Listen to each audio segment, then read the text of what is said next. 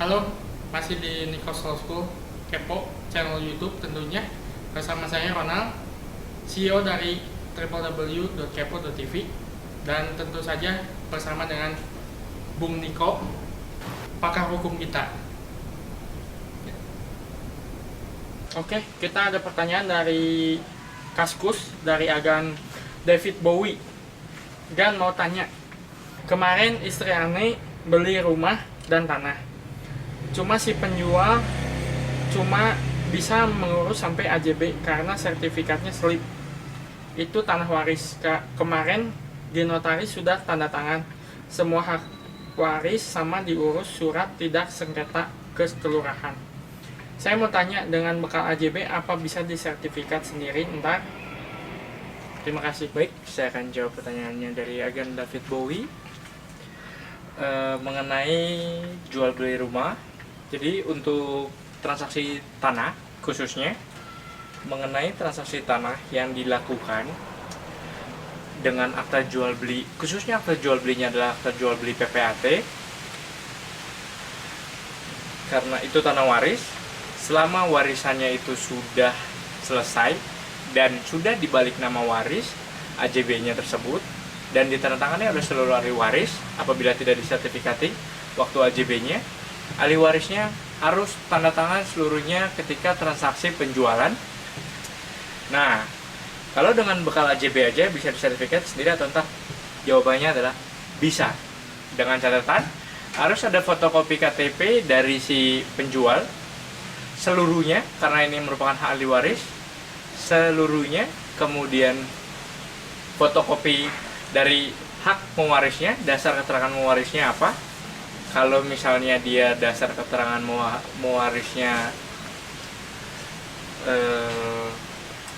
Tionghoa berdasarkan akta notaris, kemudian jika Bumi Putra berdasarkan keterangan waris dari kelurahan dan sampai kecamatan setempat, seperti itu. Kemudian pajak warisnya harus dibayar dulu ketika transaksi jual belinya. Setelah itu baru diuruslah pembayaran pajak jual beli dari transaksi terakhir yang dilakukan oleh istri agan. Jadi agan harus bayar pajak jual belinya.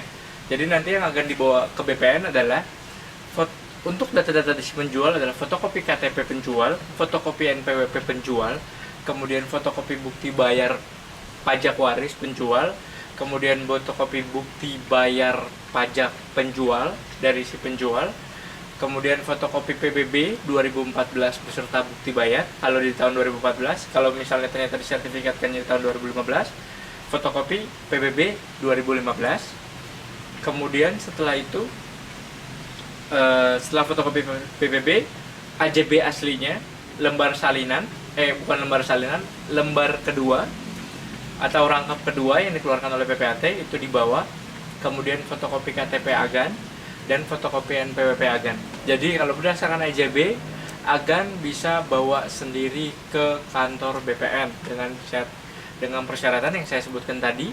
Semuanya harus dibawa lengkap dan pajak harus dibayarkan pastinya. Seperti itu. Terima kasih. Terima kasih telah menyaksikan channel kami, Nikos Law School Kepo. Semoga dapat membantu dan mencerahkan. Dan jika ada pertanyaan lainnya seputar hukum, dapat mengirimkannya kepada kami. Kami akan dengan senang hati membantu menjawab permasalahan agan-agan sekalian.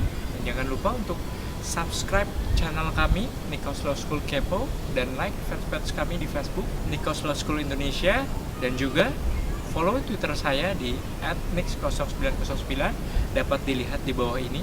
Terima kasih.